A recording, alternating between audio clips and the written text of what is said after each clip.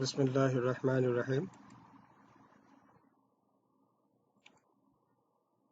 আমার কলেজের সুপ্রিয় শিক্ষার্থীবৃন্দ, আশা করি তোমরা আল্লাহর অশেষ রহমতে সবাই ভালো আছো। অনলাইন ক্লাসে আজকে তোমাদের শুভেচ্ছা ও অভিনন্দন। তোমরা জানো যে আমরা অত্যন্ত মারাত্মক একটা সময় অতিবাহিত করছি। তারপরও তোমরা এবং আমরা সবাই চেষ্টা করছি লেখাপড়া শেখার এবং শেখানোর।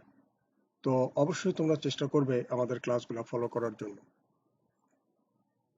আজকে কম্পিউটার নেটওয়ার্কিং এর দ্বিতীয় ক্লাস, সেকেন্ড ক্লাস।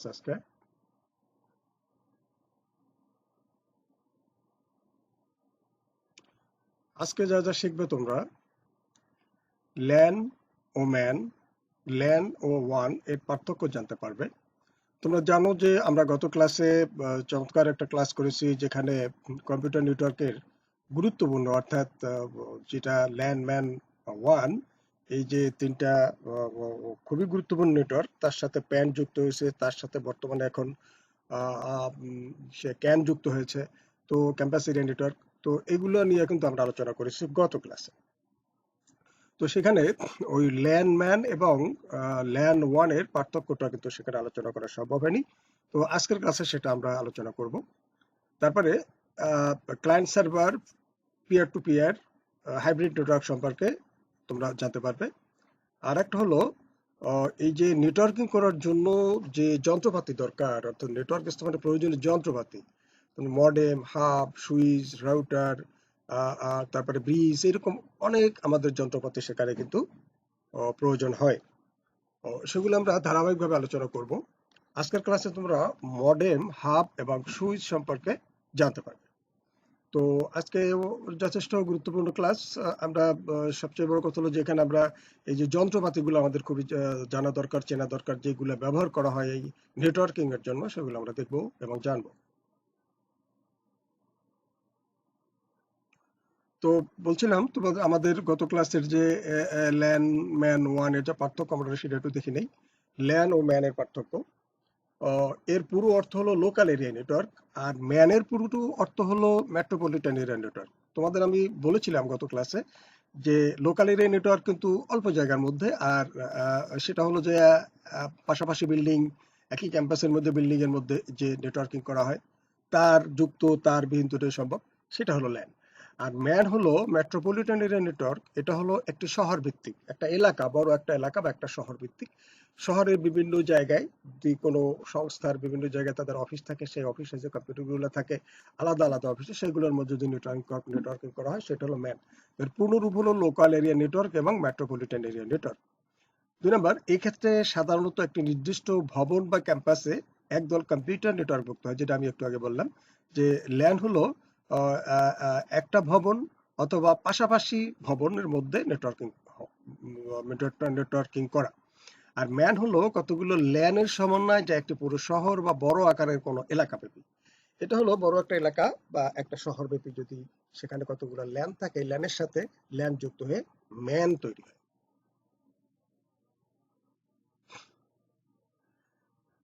3 নম্বর, ল্যানের মালিকানা সাধারণত কোনো একক ব্যক্তি বা কিছু সংখ্যক লোকের একটি গ্রুপের হাতে হতে পারে।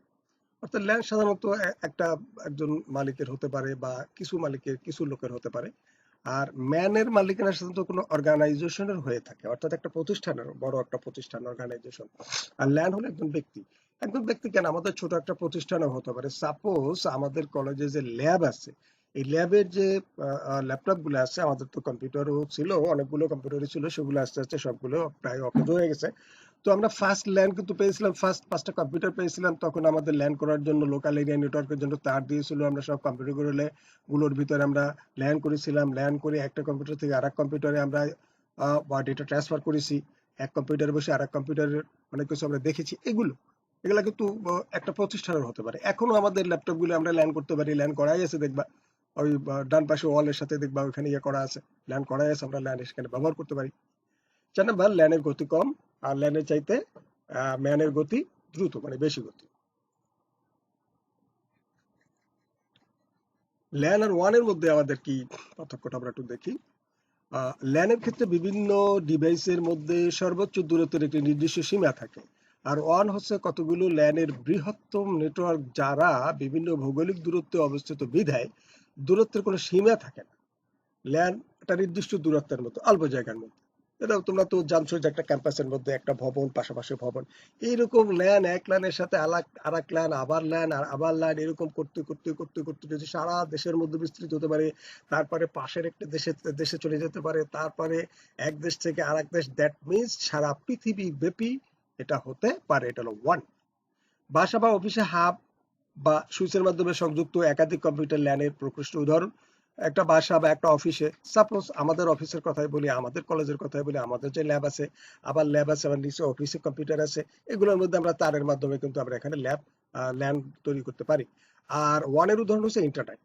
ইন্টারনেট আমি একটু আগেই বলছি সারা পৃথিবী ব্যাপী, অর্থাৎ এটা হলো ইন্টারনেটের উদাহরণ হচ্ছে ওয়ান। এখানে পাশে দেখো একটা উদাহরণ দেওয়া আছে, একটা ছবি দেওয়া আছে। ল্যান হলো বাম পাশেরটা, এইটা, এই যে তারের মাধ্যমে এই কম্পিউটার, এই কম্পিউটার, এই কম্পিউটার, এই দেখো তারের মধ্যে যুক্ত, এক কম্পিউটারের সাথে আরেক কম্পিউটার এখন যোগাযোগ করা যাবে, কোনো তথ্য পাঠানো যাবে, কোনো তথ্য নেওয়া যাবে। ল্যান, এই হলো কি ওয়ান সারা পৃথিবীতে, অর্থাৎ কি ল্যানের সাথে ল্যান, এই এক ল্যানের সাথে আরেক ল্যান, আরেক ল্যান, আরেক ল্যান করতে করতে করতে করতে ওয়ান হয়ে গেছে, সারা পৃথিবী ব্যাপী আমাদের এই নেটওয়ার্কটা ছড়িয়ে গেছে। এটাই হলো ওয়ান।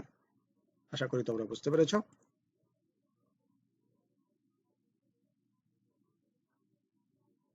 সাধারণত ফাইল, ফোল্ডার, প্রিন্টার জাতীয় রিসোর্স শেয়ার করার জন্য ল্যান তৈরি করা হয়। ল্যান করলে সুবিধা হয় কি জানো? আমাদের মনে করো আমাদের 10টা কম্পিউটার আছে, 10টা কম্পিউটার ব্যবহার করছে। একটা কম্পিউটার একটা ফোল্ডারের মধ্যে, একটা ফোল্ডার আছে, তার মধ্যে কিছু ছবি আছে বা একটা ফাইল আছে। এখন আর একজনের সেটা দরকার আর এক কম্পিউটারে বসে, সে কিন্তু ল্যান করা থাকলে এই কম্পিউটারে এসে কপি করে নেওয়া, পেন ড্রাইভ করে এসব লাগে না, ওইখান থেকে সে এটা নিয়ে নিতে পারে। একটা প্রিন্টার আছে, কম্পিউটার আছে 5টা 7টা। এখন ওই প্রিন্টারের সাথে যদি ল্যান করা থাকে, তাই ওই 7 জন বা 10টা কম্পিউটার আছে, 10 জন 10 জায়গায় বসা, প্রিন্টার আছে একটা, ওই 10 জায়গায় বসে যে কেউ কিন্তু ওই প্রিন্টারটা ব্যবহার করে কোনো কিছু প্রিন্ট করতে পারে। এটা হলো ল্যানের একটা বিরাট সুবিধা। বড় আকারের ডকুমেন্ট আদান প্রদান, ইন্টারনেট, ইমেল ইত্যাদি সুবিধা সৃষ্টি করে। ওয়ানে আমাদের কি বড় আকারের ডকুমেন্ট, বড় কোনো ফাইল পাঠাই দিলাম, ইন্টারনেটের মাধ্যমে মেইল করলাম, কোনো কিছু বড় কোনো তথ্য পাঠাই দিলাম, এগুলো হলো যেমন ওয়ানের সুবিধা। ল্যানের সাথে টেলিযোগাযোগ ব্যবস্থার কোনো সংশ্লেষ নাই। ওয়ানের একটি অন্যতম প্রধান গুরুত্বপূর্ণ অংশ হচ্ছে টেলিযোগাযোগ সিস্টেম। আসলে ওয়ানের সাথে কিন্তু টেলিযোগাযোগের ব্যবস্থা আছে, ও ল্যানের সাথে এরকম টেলিযোগাযোগের কোনো ব্যবস্থা নাই। ফোন টোন করা যায় না, কথাবার্তা বলা যায় না, এখানে পারা যায়, ওয়ানে পারা যায়।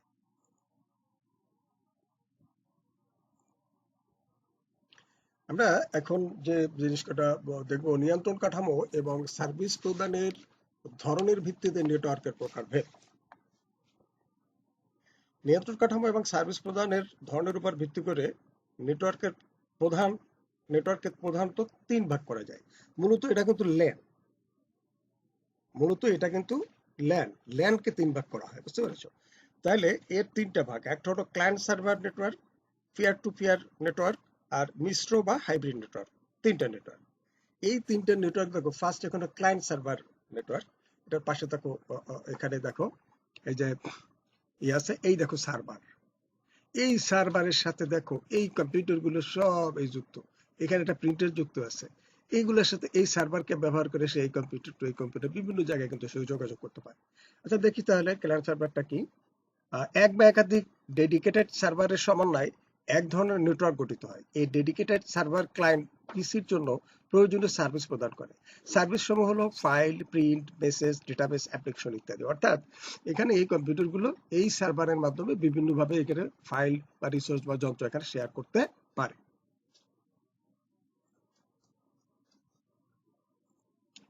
পিয়ার টু পিয়ার নেটওয়ার্ক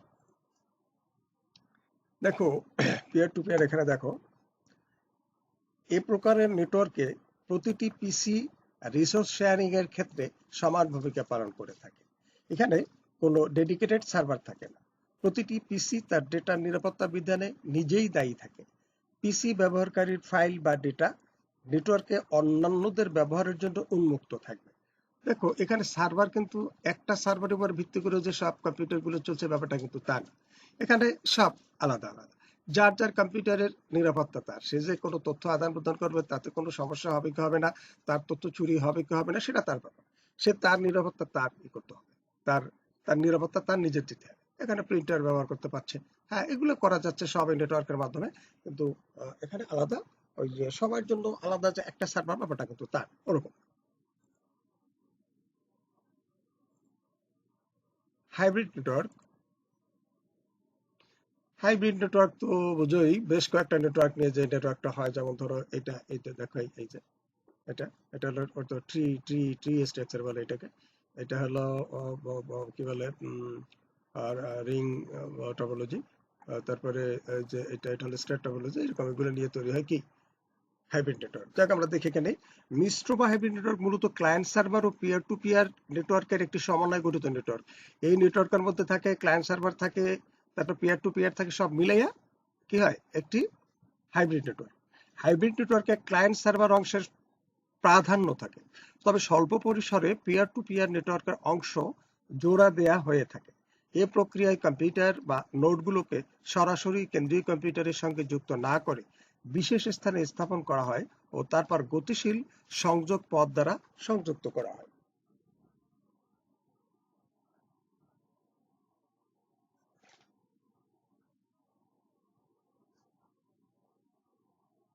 তো আমাদের এখানে তিনটা এই যে নেটওয়ার্ক আমরা যে তিনটা আমরা পাইলাম, এই তিনটা সম্পর্কে তোমরা একটু দেখবে।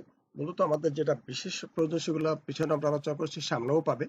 তো এটা হলো মূলত ল্যান এর তিনটা প্রকার।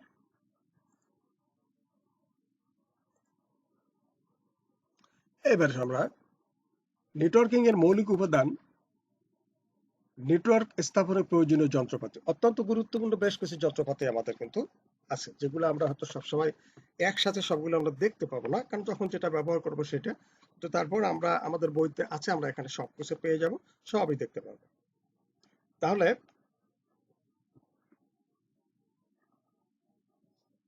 যে এখানে আমি তোমাদের বলেছিলাম যে নেটওয়ার্ক স্থাপনের যে যন্ত্রপাতিগুলো ব্যবহার করা হয় তার মধ্যে বেশ কিছু যন্ত্রপাতি আছে, যেমন মডেম একটা গুরুত্বপূর্ণ। মডেম আছে, তারপরে হাব আছে, সুইচ আছে, ব্রিজ আছে, তারপরে এনআইসি আছে, অর্থাৎ নেটওয়ার্ক ইন্টারফেস কার্ড, এগুলো ধারাবাহিকভাবে আলোচনা করা হয়। মডেম, তো মডেমটা অত্যন্ত একটা গুরুত্বপূর্ণ। দেখো দুইটা ছবি দেওয়া আছে এখানে মডেমের, এই যে এই একটা, এই একটা আবার এই একটা, এগুলো আমরা ব্যবহার করতাম প্রচুর, এখন আমার কাছে আছে। অর্থাৎ শোনো, যখন আমরা ইন্টারনেট ইউজ করি, এখন তো না হয় অ্যাভেলেবেল ওয়াইফাই আসছে, উপজেলা লেভেল পর্যন্ত তো আসছে, অনেকে গ্রামও নিতে পারছে। তারপরে মোবাইলে চমৎকার ভালো ভালো প্যাকেজ পাওয়া যাচ্ছে এবং সবাই ইউজ করছে, অনেক ভালো ভালো দামে তুমি মোবাইল পাওয়া যাচ্ছে, ভালো স্পিড। কিন্তু আমরা কিন্তু এই মডেম দিয়েই কিন্তু মূলত আমরা কি করতাম, আমরা ইন্টারনেট ইউজ করতাম। এখনো অনেকেই ইউজ করে, অনেকেই যখনই অন্য কিছু ফেল করে তখন মডেম। এই মডেমের ভিতরে এই মডেমটা কম্পিউটারের সাথে লাগানো হয়। এই লাগানোর পরে তারপরে ইন্টারনেটে কানেক্ট দেয়া যায়। কানেক্ট দিয়ে আমি যখন কিছু পাঠাবো তখন এই মডেমের মধ্যে ঢোকে, মডেম পাঠায় দেয় আর এক কম্পিউটারকে, যার কাছে তুমি পাঠাবা। সেই কম্পিউটারে মডেম লাগানো থাকে, প্রথমে যে মডেমে প্রবেশ করে, মডেম থেকে কম্পিউটারে যায়, তখন মানুষ দেখতে পায়। এটা মেইল করলাম, এইভাবে মডেম, এটা হলো ইন্টারনেট। এর মধ্যে আসলে এই মডেম গুলো কিন্তু কি, এটা যন্ত্র তাই না, এর মধ্যে একটা সিম থাকে, এটা কিন্তু ওই ইসেরই কি বলে, ওই যে মোবাইল কোম্পানির মাধ্যমেই কিন্তু এটা চালাতে হয়। এর মধ্যে একটা সিম থাকে, সে যে কোনো কোম্পানির সিম, সেই সিমের সাথে মূলত এটা কানেক্ট হয়। চলো আমরা সামনে একটু আলোচনা করি, তাহলে বুঝতে পারবো।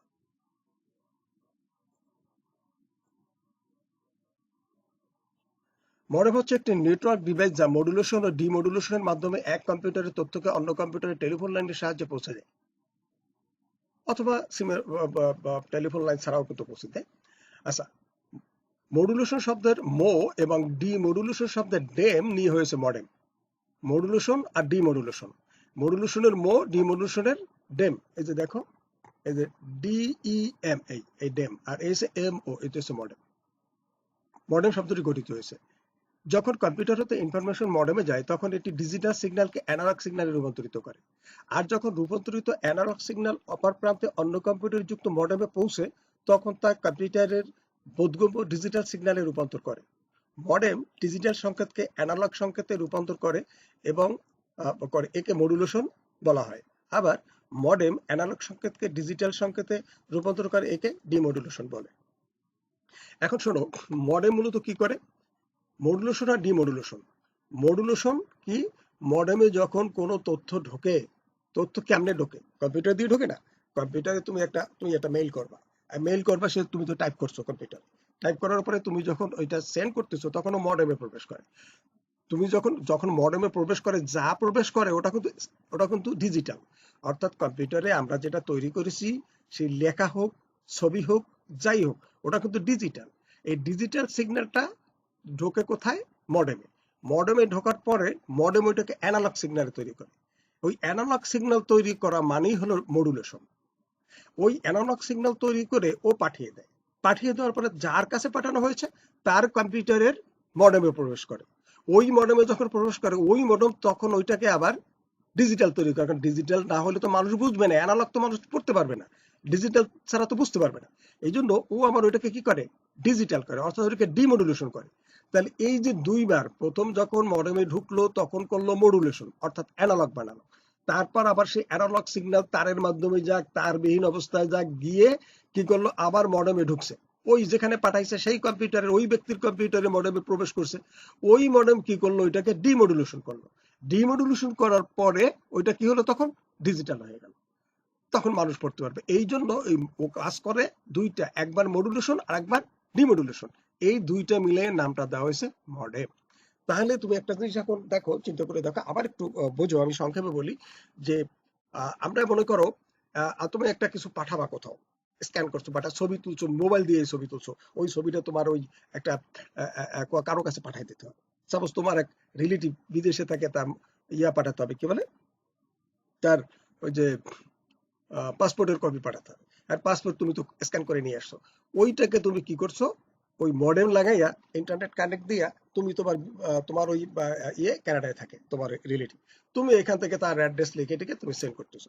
তাহলে তুমি কম্পিউটারে যখন ওইটা ছিল, ওইটা যখন স্ক্যান করে নিছো, ওইটা হলো ডিজিটাল সংকেত। ওইটাকে যখন তুমি পাঠাবা, যখন সেন্ড করলা, তখন তোমার কম্পিউটারে মডেমে প্রবেশ করবে। মডেমে প্রবেশ করবে, করার সাথে সাথে ওইটাকে অ্যানালগ বানাবে। অ্যানালগ বানাইয়া ও সেন্ড করবে। কারণ কি, তোমার এটা জানা থাকতে হবে, এটা যে তারের মাধ্যমে বা তারবিহীন অবস্থায় এটা অ্যানালগ সিগন্যাল যেতে পারে না, তারের মধ্য থেকে ডিজিটাল সিগন্যাল যেতে পারে না, অ্যানালগ সিগন্যাল যায়। যার জন্য অ্যানালগ তৈরি করতে হয়। অ্যানালগ তৈরি করে সেন্ড করলো, সেন্ড করার পরে তো চলে গেল। চলে যাওয়ার পরে ওই তোমার সেই রিলেটিভের কম্পিউটারের মডেম তো লাগানো, সে তো আবার দেখবে যে আমার মেইল আসছে কিনা। সে যখন মেইল চেক করতে যাবে, তখন দেখবে যে ওই কানেক্ট দিয়ে যখন সে মেইল চেক করবে, তখন ওই মডেমের মধ্যে ওই সিগন্যালটা ঢুকবে। ঢুকলে তখন মডেম কি করবে? ওই অ্যানালগ সিগন্যালকে ও আবার ডিজিটাল করবে। কারণ ডিজিটাল ছাড়া তো কেউ পড়তে পারবে না, তখন কাজে লাগবে না।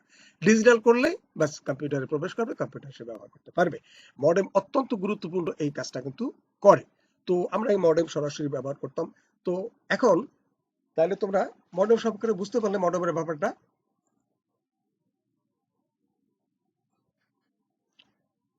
আমরা আরেকটু তোমাদের একটু কথা বলে দেই।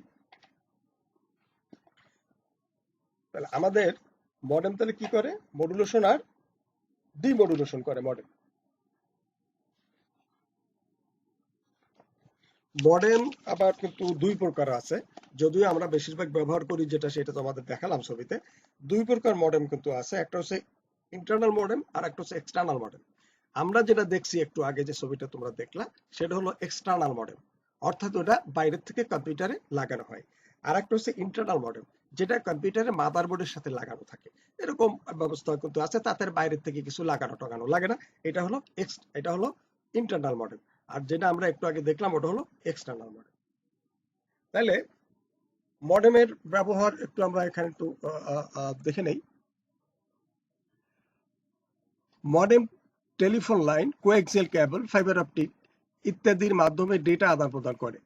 অর্থাৎ মডেমে কিন্তু টেলিফোন লাইন থাকলে হবে, কোএক্সিয়াল হবে, ফাইবার অপটিক কেবল হলেও হবে। কোনো কম্পিউটার হতে আগত ডিজিটাল তথ্যকে মডেম অ্যানালগ সিগন্যালে রূপান্তরিত করে তারের মাধ্যমে যাওয়ার উপযোগী করে। এই কাজটিকে মডুলেশন বলে। আবার তারের মাধ্যমে প্রাপ্ত অ্যানালগ সিগন্যালকে প্রাপক কম্পিউটারের উপযোগী ডিজিটাল সিগন্যালে রূপান্তর করে। অর্থাৎ মডুলেশন করে, তথ্য স্থানান্তর করে, ডিমডুলেশন করে, তথ্য স্থানান্তর করে। সিগন্যালকে মডুলেশন ও ডিমডুলেশন করাই হলো মডেমের কাজ। আমি এটা কিন্তু একটা প্রশ্ন, তো একটা প্রশ্ন হতে পারে, মডেমের কাজ কি? মডেমের কাজ কি? মডেম কি কাজে ব্যবহার করা হয়? মূলত মডেম কাজ কি? ও মডুলেশন আর ডিমডুলেশন করে। অর্থাৎ কোন সিগন্যালকে, ডিজিটাল সিগন্যালকে সে অ্যানালগ তৈরি করে সেন্ড করে, এবং প্রাপক কম্পিউটারের মডেম অ্যানালগ সিগন্যালকে ডিজিটাল তৈরি করে কম্পিউটারে অর্থাৎ ব্যবহারকারীকে দেয়। এইটা হলো তার কাজ। অর্থাৎ সিগন্যালকে মডুলেশন ও ডিমডুলেশন করাই হলো মডেমের কাজ। এই যে দেখো, এটা হলো প্রেরক, মানে যে পাঠাবে, অথবা প্রাপক হতে পারে।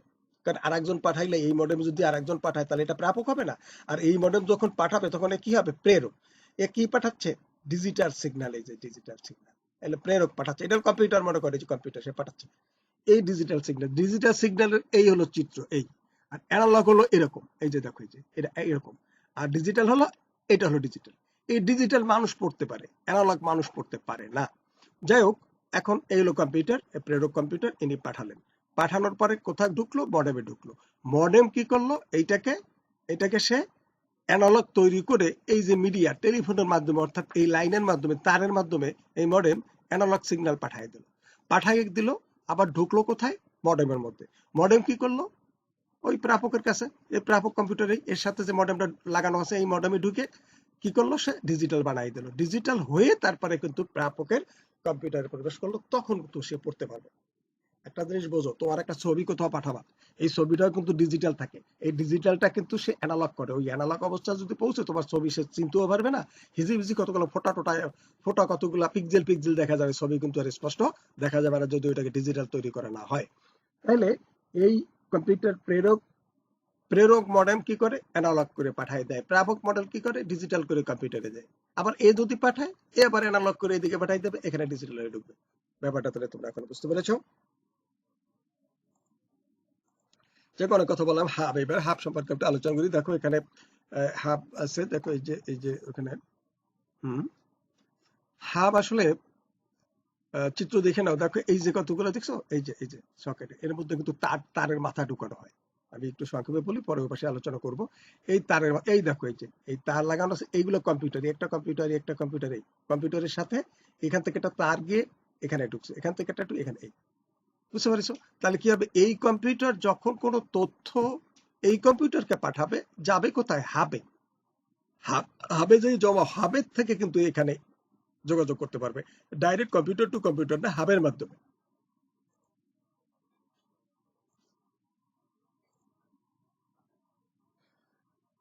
হাব হলো একটি নেটওয়ার্ক ডিভাইস, যার সাহায্যে নেটওয়ার্কের কম্পিউটার সমূহ পরস্পরের সাথে কেন্দ্রীয়ভাবে যুক্ত থাকে।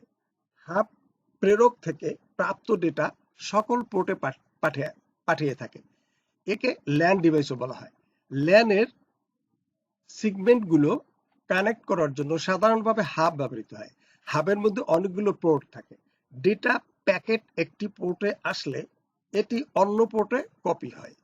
স্টার টপোলজির ক্ষেত্রে হাব হচ্ছে কেন্দ্রীয় নিয়ন্ত্রণকারী ডিভাইস। হাবের দাম তুলনামূলকভাবে কম। এটি ওএসআই মডেলে ফিজিক্যাল লেয়ারে কাজ করে এবং এটিকে একটি অবুদ্ধিমান ডিভাইস হিসাবে অভিহিত করা হয়। এখন শোনো, হাব তোমরা একটু আগে ছবি দেখলা, এটা একটা ল্যান, কিন্তু মূলত ল্যান। ওই ল্যান করতে হলে হাব লাগে, বুঝতে পারছো? অর্থাৎ 10টা কম্পিউটার আছে, 10টা কম্পিউটার থেকে আলাদা ওই ল্যান, আলাদা আলাদা তার আছে। ওই এমনি তার না, ওর জন্য আলাদা স্পেশাল তার আছে। ওই তার কম্পিউটারের পিছনে পোর্ট আছে, ওই তার দেওয়ার জন্য ওর সামনে ইয়া সকেট লাগানো আছে। ওই পোর্টে ওইখানে একটা লাগায়, আর ওই হাবের পোর্টের মধ্যে একটা লাগায়। এইভাবে সবকটা লাগালে একটা কম্পিউটারের সাথে আরেকটা কম্পিউটার সংযোগ করতে পারে। হাবের সুবিধা: দাম কম, বিভিন্ন মিডিয়ামকে সংযুক্ত করতে পারে। অসুবিধাও কিছু আছে। নেটওয়ার্ক ট্রাফিক বৃদ্ধি পায়, ডেটা আদান প্রদানে বাধার সম্ভাবনা থাকে, ডেটা ফিল্টারিং সম্ভব হয় না। ডেটা ফিল্টার করা যায় না। আবার কথা হলো যে একটু অনেক সময় ডিলেও হয়, বাধাও প্রদান হয়। তারপরেও ছোটখাটো নেটওয়ার্কের জন্য আশেপাশে আমরা এক রুমের মধ্যে ভালো, এটা ভালো। এই যে দেখো, আবার একটু দেখো, এই যে বোর্ডগুলোর মধ্যে এক একটা তারের মাথা ঢোকে, আর একটা মাথা আর একটা কম্পিউটারের মধ্যে ঢোকে। তাহলে এই কম্পিউটার থেকে যখন পাঠায়, এটার মধ্যে ঢুকে যায়। তখন এখানে যে লাগানো যে কম্পিউটারটা যদি সে কিছু চায়, তাহলে এখান থেকে এটা সে যোগাযোগের মাধ্যমে সে তার তথ্য নিতে পারে। সুইচ, হাবের মতো আর একটা সুইচ। দেখো এখানে দেখো আছে, এই দেখো এই সুইচ, একই রকম না? একই রকম, কিন্তু একটু ব্যবধান আছে, সেটা দেখি। সুইচ হলো বহু পোর্ট বিশিষ্ট একটা নেটওয়ার্ক ডিভাইস, যার সাহায্যে নেটওয়ার্কের কম্পিউটার সমূহ পরস্পরের সাথে কেন্দ্রীয়ভাবে যুক্ত থাকে। সুইচ প্রেরক থেকে প্রাপ্ত ডেটা সুনির্দিষ্ট পোর্টে পাঠিয়ে থাকে। একটি নেটওয়ার্ক ডিভাইস যার মাধ্যমে নেটওয়ার্কের মধ্যে সার্ভার, ওয়ার্ক স্টেশন এবং বিভিন্ন পেরিফেরাল ডিভাইস সমূহ সংযুক্ত থাকে। আচ্ছা, একটা জিনিস দেখো, এখানে সুইচ কিন্তু আর একটু ভালো, কারণ সুইচে পোর্ট বেশি থাকে, অনেক বেশি পোর্ট থাকে, অনেকগুলো কম্পিউটারই করে দেয়। আর একটা জিনিস কি জানো, যে এখানে একটা কথা বলা হয়েছে কিন্তু, সুইচ প্রেরক থেকে প্রাপ্ত ডেটা সুনির্দিষ্ট পোর্টে পাঠিয়ে থাকে। এখন একটা জিনিস বোঝো, এইখানে এই যে কম্পিউটার গুলো লাগানো আছে দেখো, এখানে 1 2 3 4 5 6 7 8, 8টা কম্পিউটার লাগানো আছে মনে হয়। মানে 8 নাম্বার কম্পিউটার 3 নাম্বারে কোনো ডেটা পাঠাবে, 3 নাম্বার। এখন 8 নাম্বার যখন 3 নাম্বারে পাঠাবে, তখন সে তো এখান থেকে ওই ওটা যখন করা হয়, ল্যান্ড যখন করা হয় এরকম, তখন কিন্তু ওর আলাদা ওখানে সফটওয়্যার দেওয়া হয় এবং সহজেই সবাই পেয়ে যায়, সমস্যা নেই। এখান থেকে খুঁজবে কারে, 8 নাম্বার কারে খুঁজবে, 3 নাম্বারে একটা তথ্য পাঠাবে, একটা কিছু পাঠাবে, যাই হোক, বা ওখান থেকে কিছু খুঁজে নেবে, পাঠাবে, মনে করো পাঠাইছে সে। যখনই পাঠাবে তখন এই সুইচ করবে কি, সরাসরি 3 নাম্বারকে দিয়ে দেবে। কিন্তু ওই যে হাব যেটা, সেটার কাজও কিন্তু একই, কিন্তু এখানে একটু ব্যবধান আছে। সেটা হলো, 8 নাম্বার যখন তথ্য পাঠাবে তখন ও পাঠাই দিল, হাব গ্রহণ করলো। হাব গ্রহণ করে করবে কি জানো, ওর পাশে যে কয়টা কম্পিউটার যুক্ত করা আছে প্রত্যেককে নক করবে, এটা কি তুমি নেবা, এটা তুমি নেবা, এটা তুমি নেবা। কিন্তু এ বলবে কি না, আমি না, কারণ ওইখানে যখন পাঠানো হয় তখন ওর একটা আইডি থাকে, ওই আইডিটি দেওয়া হয় যে 3 নম্বর কম্পিউটারে পাঠাইছে।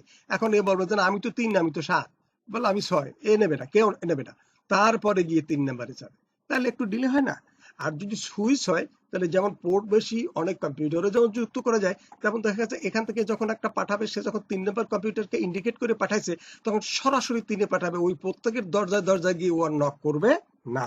এটা বিরাট সুবিধা। তাহলে আমরা এর সুবিধাটা একটু দেখে নেই। ডেটা আদান প্রদানের ক্ষেত্রে বাধার সম্ভাবনা কমায়। ভার্চুয়াল ল্যান্ড ব্যবহার করে ব্রডকাস্ট নিয়ন্ত্রণ করা যায়।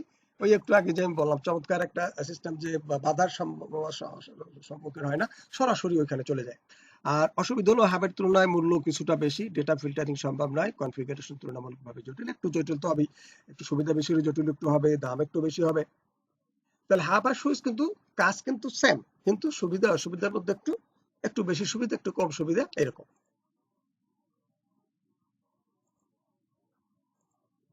পার্থক্য দেখি হাবার সুইচের, আমরা তো অলরেডি সংখ্যা পড়ে বুঝেই ফেলছি পার্থক্য, তারপর এখানে পার্থক্য দেওয়া আছে, পার্থক্যটা তোমরা পড়ে নেবা। ডেটা সিগন্যাল প্রাপক কম্পিউটারের সবগুলো পোর্টে পাঠায়, ওই যে একটু আগে তোমার বলছিলাম, ডেটা সিগন্যাল প্রাপক কম্পিউটারের সবগুলো পোর্টে পাঠায়, প্রত্যেককে যে বলে এটা তোমার, এটা তোমার, নেয় না। তারপরে যে সঠিকটা যখন হয়, যখন ওই আইডি মেলে, তখন সেখানে ঢুকে যায়। ডেটা সিগন্যাল নির্দিষ্ট প্রাপক কম্পিউটার পাঠায়, এই যে একটু আগে বললাম যে সুইচ কি করে, তুমি যখন 3 নাম্বার কম্পিউটার পাঠাবে, ইন্ডিকেট করে 3 নাম্বার আইডি দিয়ে ঠিক তিনিই চলে যাবে, ও প্রত্যেকের দরজা গিয়ে আর নক করবে না। সময় বেশি লাগে, সময় কম লাগে, মূল্য কম, তুলনামূলকভাবে মূল্য বেশি, পোর্ট কম থাকে, পোর্ট বেশি থাকে, সুইচে পোর্ট বেশি থাকে। হাবের পরিবর্তে সুইচ ব্যবহার অধিক সুবিধাজনক, এটা বলা হয়ে গেছে, তো তোমরা বুঝেও ফেলছো, এখানে টমেটো একটু দেওয়া হয়ে গেছে, দেওয়া হয়েছে, তো দেখে নেবা। হাব এবং সুইচের কাজ প্রায় এক হলেও আজকাল অধিকাংশ ক্ষেত্রে হাবের পরিবর্তে সুইচ ব্যবহার হয়ে থাকে। এর কারণ হলো, হাব এবং সুইচ উভয়ই বিভিন্ন কম্পিউটার ও পেরিফেরাল থেকে আসা কেবলগুলোকে সংযুক্ত করে, কিন্তু সুইচ এক্ষেত্রে অধিক বুদ্ধিমান যন্ত্র হিসাবে কাজ করে। হাবের মতো এটি কেবল সংকেতগুলোকে ব্রডকাস্ট না করে, বরং দুর্বল সংকেতগুলোকে অধিক শক্তিশালী করে তোলে। এছাড়াও এটি ম্যাক অ্যাড্রেস ব্যবহার করে সুনির্দিষ্ট তথ্য কেবল সুনির্দিষ্ট কম্পিউটারেই প্রেরণ করে। এজন্যই আহ, এজন্যই হাবের পরিবর্তে সুইচ ব্যবহার অধিক সুবিধাজনক। তো বুঝতে পেরেছো যে এখানে সময় কম লাগে, ঠিক অরিজিনাল আইডি ব্যবহার করে সরাসরি কম্পিউটারে পাঠায় দেয়, ম্যাক আইডি ব্যবহার করে, মানে অরিজিনাল যে আইডি, সেই আইডিতে বিভিন্ন কম্পিউটারে যায় না, সময় কম লাগে, সময় কম লাগে। তারপরে কি বলে, বেশি কম্পিউটার এখানে সংযুক্ত করার সুইচ বেশি হয়, এই জন্য সুবিধা বেশি। যাই হোক, এই কম্পিউটারের নেটওয়ার্কিং কিন্তু যন্ত্রপাতি আরো বেশ কয়েকটা আছে, নেক্সট ক্লাসে আমরা সেইগুলো সুন্দরভাবে দেখবো, সাথে একটা ভিডিও আমরা দেখে নেবো, আজকে ওটা দেওয়া হলো না। তো আমরা এখানে 3টা মাত্র আমরা আলোচনা করলাম, একটা হলো মডেম, আর একটা হলো কি হাব, আর একটা সুইচ। তো আজকে এই পর্যন্ত। তোমরা সবাই ভালো থাকবে, সুস্থ থাকবে। সামনে ঈদ আসছে, মুসলিম শিক্ষার্থীদের জন্য তো, যদিও আমাদের করোনাকালীন সময়, তারপরে তো ঈদ ধর্মীয় যতটুকু সময় আমরা করবো, তাই না? সেটা পরে আমরা আলোচনা করবো। যাই হোক, তো সেই জন্য লেখাপড়া একেবারে বাদ দিয়ে দিও না কিন্তু, হ্যাঁ? এই বাড়ির কাজ দিয়ে দিলাম। ল্যান ল্যান ওয়ানের পার্থক্য পড়বে, client server, peer to peer, hybrid network সংখ্যা পড়বে, মডেম, হাব, সুইচ কাকে বলে, এর সুবিধা অসুবিধা, পার্থক্য আলোচনা, এটা কিন্তু তোমরা পড়বে। তাইলে আজকে আমরা এই পর্যন্তই রাখি। তোমরা সবাই ভালো থাকবে, সুস্থ থাকবে। তোমাদের সবাইকে আজকের ক্লাস দেখার জন্য সবাইকে ধন্যবাদ। স্বাস্থ্যবিধি মেনে চলবে সবসময়, সবাই সুস্থ থাকবে, ভালো থাকবে।